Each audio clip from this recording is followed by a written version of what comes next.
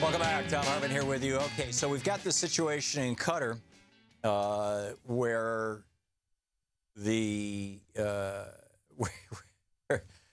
where Trump just, I mean, open mouth, insert foot, hugely, right? Oh yeah, Qatar, they're the ones who are funding terrorism.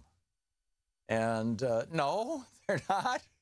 And the State Department and the Defense Department are like, anonymously leaking like crazy, saying, no, wait a minute, don't pay attention to what Trump says. He's wrong.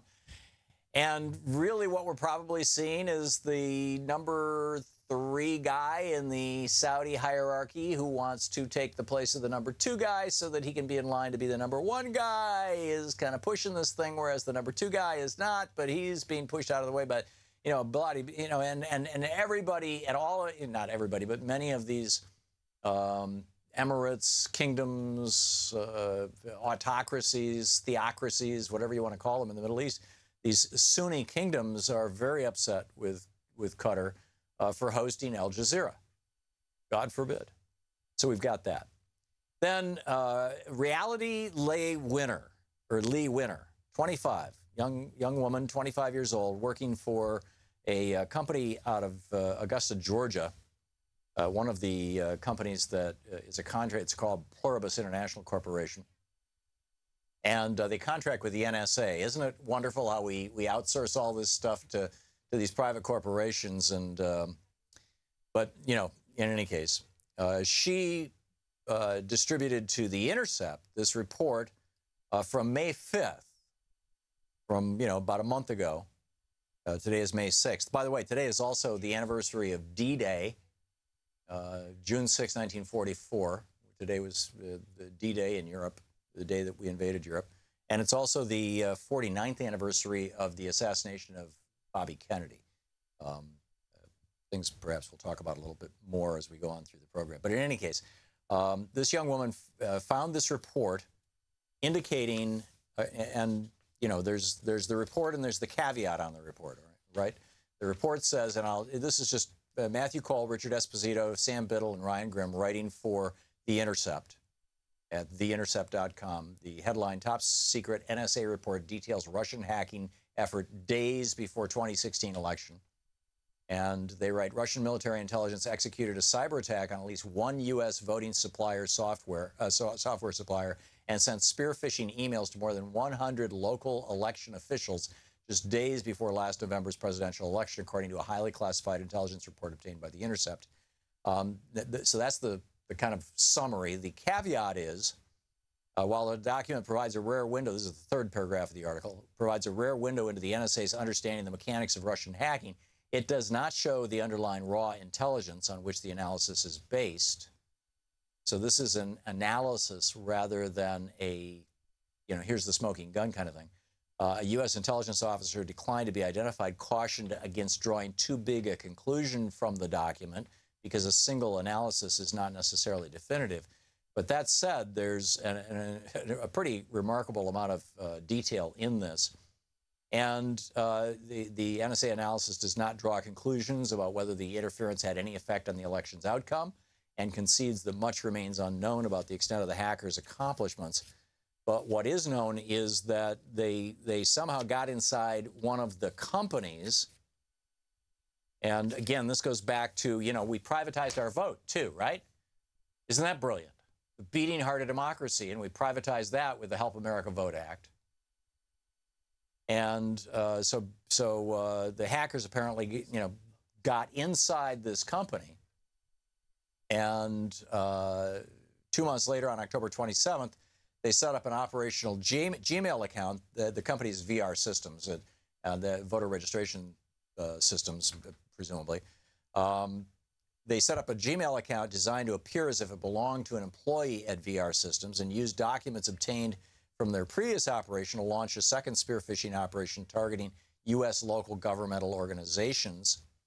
And these had a Microsoft Word document that had been Trojanized.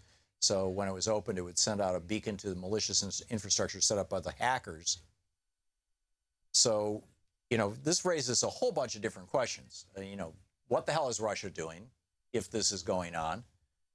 I think, we all deserve an explanation to that, number one. Number two, what the hell are we doing having our voting infrastructure in the hands of private corporations, private for-profit corporations, with apparently questionable security? Thomas Paine referred to the vote as the beating heart of democracy. If there's any part of the commons that is identifiably the commons, it is the vote. And yet we've privatized that. I mean, this is absolutely insane. On top of that, as I said, we'll get in the next hour into Trump's efforts to privatize the air traffic control system. And I mean, this is privatization week, all week. Trump is looking for things he can sell off to the highest bidder, corporate highest bidder, so that corporations and billionaires can make a fortune. And number three, what are we going to do about this? I mean, how do we create a secure voting system in the United States? Well, how about let's start out by going back to paper like most of the rest of the world does. Seems like a reasonable first place to start. We saw this redshift start. Okay, so perhaps the Russians have, at least according to the NSA, definitely the Russians have hacked into one of these companies. Whether they've had any effect on the election is unknown. But we saw this redshift start where states that had electronic voting machines the results of the electronic voting machines started diverging from the results of the exit polls, which are the gold standard that we use around the world to determine whether elections are fair and free. In 1998, it got worse in 2000. It got worse than that in 2002 and 2004. The 2000 and 2004 elections were the very worst, and it's backed off somewhat, but we still have redshift going on. If the Russians can hack these things, what makes you think that the Republicans can't hack them? I mean, they're actually in a much closer proximity to them. Many of these companies are run by Republicans. Wally Odell, who was the head of, Diebold Systems back in 2004, said, I look forward to helping deliver Ohio to George W. Bush. So we've got insecure systems. We've got privatized companies. We've got foreign governments involved. And by the way, I would add, if you think that Russia is the only country that's trying to hack into the U.S. voting systems, you're probably naive. And anybody thinking that we're not probably looking at voting systems in other countries would be naive. This is, which is not to say that there's, not to diminish the outrage around this at all. But, this is serious stuff. And it's not, the real issues are not being discussed. Nobody is discussing the privatization of our vote, at least that I've seen in the American media. Nobody is discussing the insecurity of our vote. Nobody's discussing national voting standards. Nobody's discussing the fact that, in state after state under Republican control, it's harder and harder for people to vote. Particularly people of color, people who are older, and people who are younger, but particularly people of color. Whereas in the Republican states up, way up North Dakota, Montana, states like that, oh yeah, no problem. You don't even need a photo ID to vote in Montana. North Dakota, you can register and vote on the same day. Why? No black population of any consequence in those states. And we're going to get into that too, because this now is bleeding over into, things like welfare benefits and the quality of schools and everything else. It's basically wherever the Republicans control a state and there's a large black population, life is tough on poor people.